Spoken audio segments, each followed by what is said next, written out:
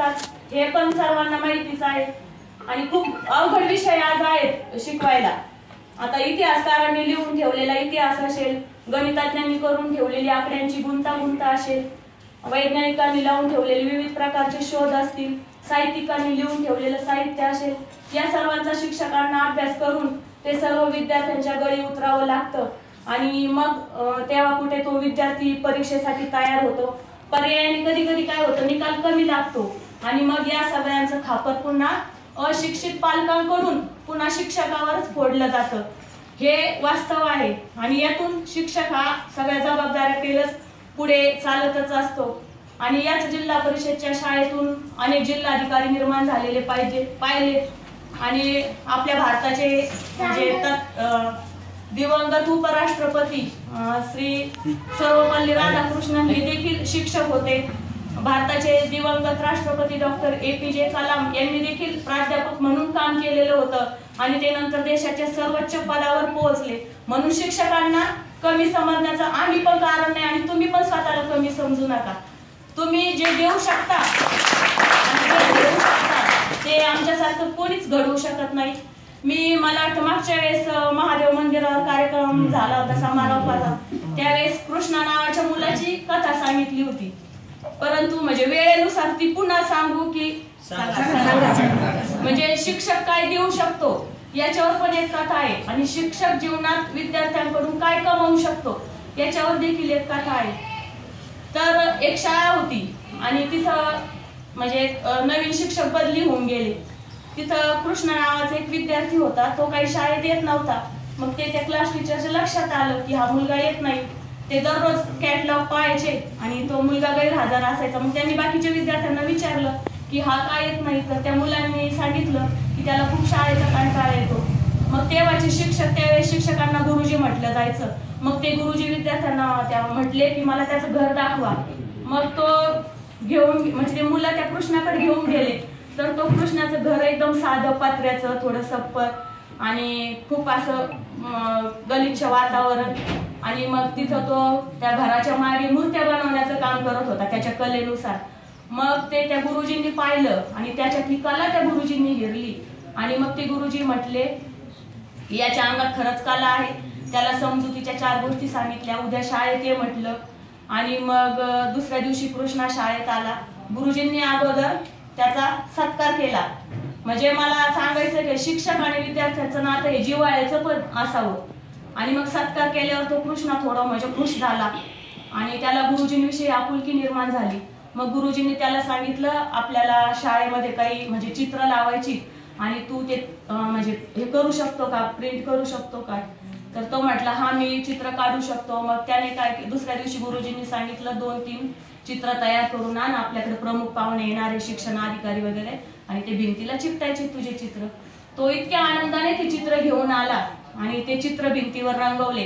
दुसऱ्या दिवशी गुरुजींनी सांगितलं तू केलेल्या मूर्त्या घेऊन ये। मग त्याने मूर्त्या घेऊन आल्या आणि खरंच योगायोगाने शिक्षण अधिकारी वगैरे पथक त्यावेळेस शाळेत आलं आणि त्यांनी त्यांच्या त्या मूर्त्या पाहिल्या कृष्णाच्या, ते प्रिंट पाहिले आणि त्यांना खूप आनंद झाला आणि त्याचं खूप कौतुक केलं आणि मग त्या शिक्षण अधिकाऱ्यांनी त्या कृष्णाचा हात हातात घेतला आणि ते नुसतं म्हटले की बाळा तुझ्या हातात जादू आहे आणि ते गुरुजी पण अगोदर म्हटले अरे कृष्णा तुझ्या हातात खरंच जादू आहे, तू याचा चांगला उपयोग कर।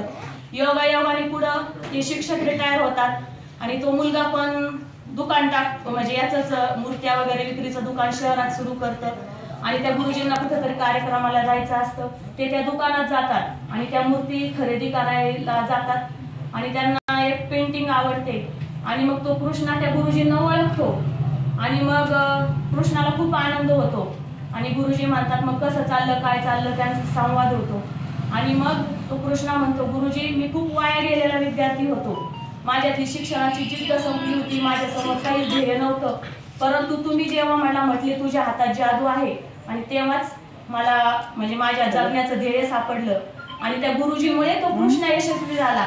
म्हणजे नुसतं नोकरी लागणं किंवा हे याच्यातच यशस्वी होणं असं नसतं।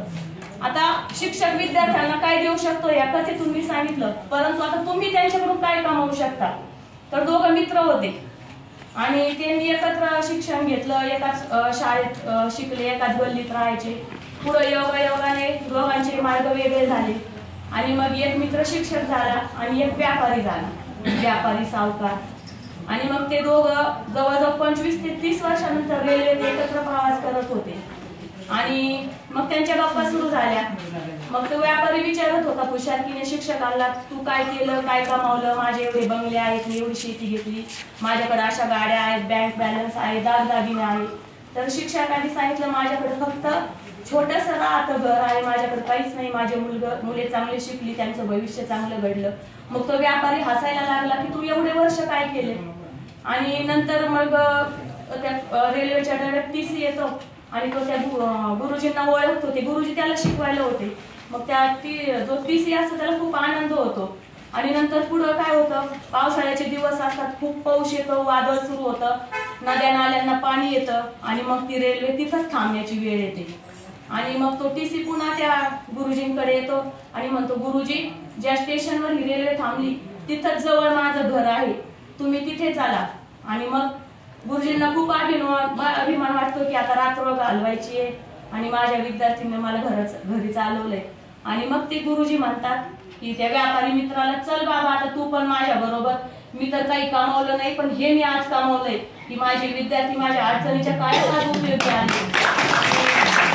म्हणून मला यातून सांगायचंय की म्हणजे माझं शिक्षण तुमच्यापेक्षा कमीच आहे, परंतु तरी मला सांगायचंय की खरंच विद्यार्थ्यांबरोबर जिव्हाळ्याचे संबंध ठेवा आणि त्यांना समजून घ्या, त्यांना कृतीतून शिकवा, याच्यातून शिकवा, हेच मला इथे सांगायचंय. आणि खरंच मला खूप मनातून आनंद झालाय की ही परिषद कशी असते हे मला जवळून पाहायला मिळालं. आणि तुमचं हसतं खेळतं वातावरण पाहून तर मला असं वाटलं मी शिक्षिका का झाले त्या क्षेत्रात असल्यामुळे माझ्या वडिलांचं स्वप्न होतं हिनं देखील शिक्षिका व्हावं, परंतु मी प्रत्येकाचे नुसते स्वप्न रंगत गेले. आज वकील, उद्या शिक्षक, परवा UPSC परीक्षा वगैरे वगैरे, शेवटी वायगावला आले. आणि नशीब असतं तुमच्यासारख्यांना मार्गदर्शन करण्याची, मला या वायगावने संधी दिली.